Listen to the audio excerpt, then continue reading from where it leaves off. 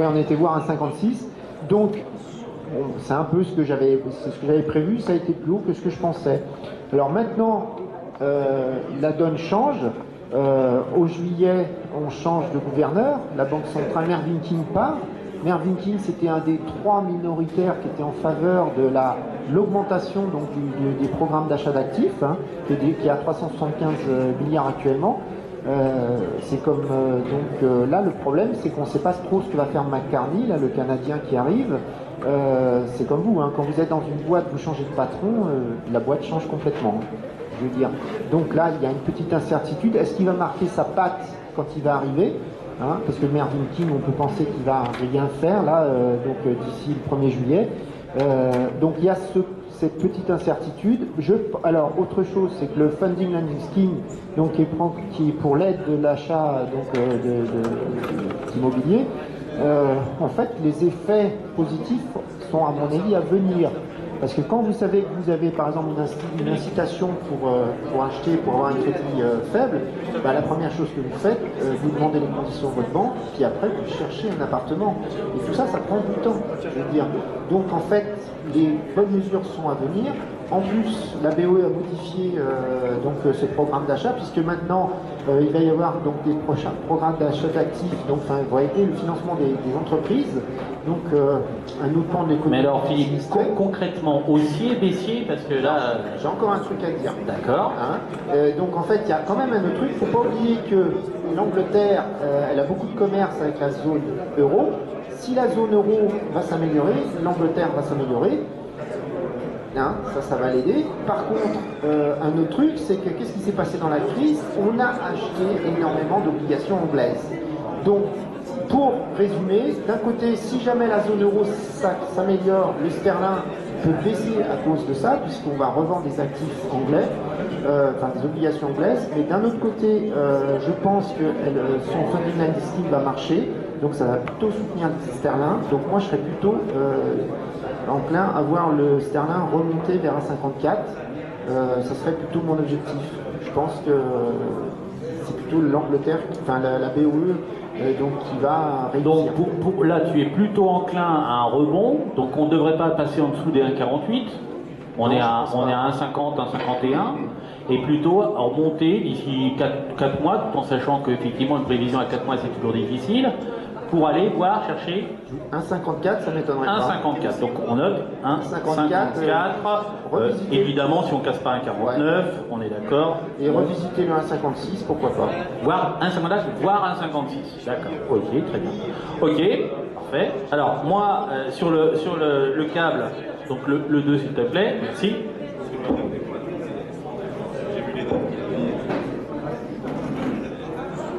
Alors, pour rappeler ce que j'avais fait, ça c'était les graphiques, le graphique long terme, le graphique hebdomadaire que je vous avais mis. Voilà ce que ça c'était le qui tirait C le 22 mars. Voilà ce que je donne le 22 mars. On est le 22 mars donc aux analyses techniques. Et je dis pour le Friday Forex, voilà la limite pour le Friday Forex. Donc là, ça s'est pas mal passé. Donc c'est une des deux paires avec l'eurodoll qui s'est pas mal passé. Le yen étant médiocre finalement dans l'analyse. Mais par contre, sur le câble, ça s'est à peu près bien passé. Voilà ce que j'anticipais. Donc rebond sur 1,53, 1,54, et derrière, chute pour revenir à 1,50, qui était à peu près d'ailleurs le niveau où on était à ce moment-là. Donc voilà ce que ça a fait. Voilà la prévision. La prévision, c'est le trait jaune que vous avez ici. Et derrière, vous avez ce que fait le graphique.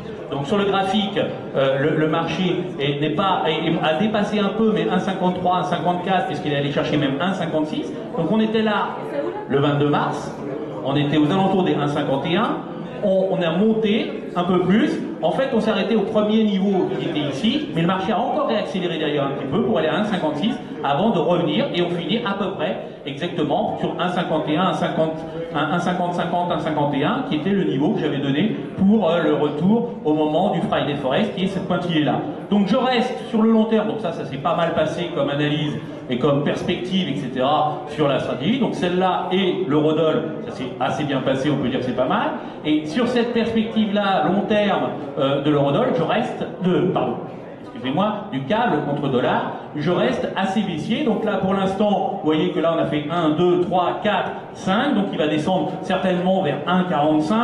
d'ici à... alors c'est difficile, le timing c'est toujours difficile, je l'ai plus dans l'esprit et dans le mouvement, surtout que c'est Elliott, c'est assez facile avec ça, donc d'en fixer Elliott, mais fixer au niveau timing à tel précisément au moment de septembre, du salon de septembre, du salon de training, ce sera difficile. Mais globalement, on est appelé à continuer de descendre, donc venir vers un niveau des 1,45 et puis aller chercher ensuite 1,42, ça serait plutôt ces niveaux-là sur lesquels j'aurai un objectif. Pour septembre, on peut donner 1,45, 1,44,50 qui serait un bon objectif de repli normalement, et donc là poursuivre, donc là on va descendre, on va continuer de descendre, on va rebondir sur 1,49, on va faire une petite correction et continuer de descendre, jusque l'objectif c'est, je dis, 1,44, 1,45 qui serait un bon niveau pour le câble d'ici à septembre.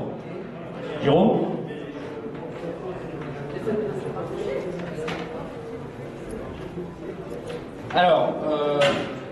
Alors sur la dernière prévision, moi non, je ne m'attendais pas du tout à ce que la paire rebondisse autant, hein, jusqu'à 55. Donc, même presque carrément à 56. Donc ça, moi, je ne m'attendais pas du tout à un rebond si fort. Je pensais que la baisse reprendrait le pas plus vite. Bon, on a eu ce rebond. Je reste... alors, c'est particulier parce que j'attends un nouveau plus bas, en fait. J'ai besoin d'un nouveau plus bas avant de repartir haussier. Donc effectivement, pour les prochaines semaines, moi, je serai plutôt pour un test vers 1,4750, 1,4750, 1,46 avant de rebondir, franchement. Donc d'ici 4 mois, en espérant que le scénario se passe assez rapidement, on pourrait revenir sur les zones actuelles, c'est-à-dire autour des 1,52, 1,51, 50, 1,52 pour le mois de septembre. J'aurais besoin d'un nouveau plus bas, moi, personnellement, pour passer vraiment haussier, franchement. Voilà, pour la prévision. Donc d'ici septembre, on dit un retour sur la zone actuelle, 1,51,50, 1,52, avec un passage avec un nouveau plus bas, c'est-à-dire sous 1,47,50. Sous, c'est-à-dire 1,47,50 un bas vers 1,47,50, 1,47 avant de rebondir. Entendu. Donc le débat va se terminer. Est-ce que vous avez des questions? Pas de questions? Bon, j'en vois beaucoup qui partent déjà pour la conférence de Tammy Cabage. Eh bien écoutez, je vous souhaite bonne continuation sur le salon et plusieurs conférences plus tard, ultérieurement. Il y aura celle de Philippe et également celle de Jérôme plus tard dans la journée également. Merci, au revoir.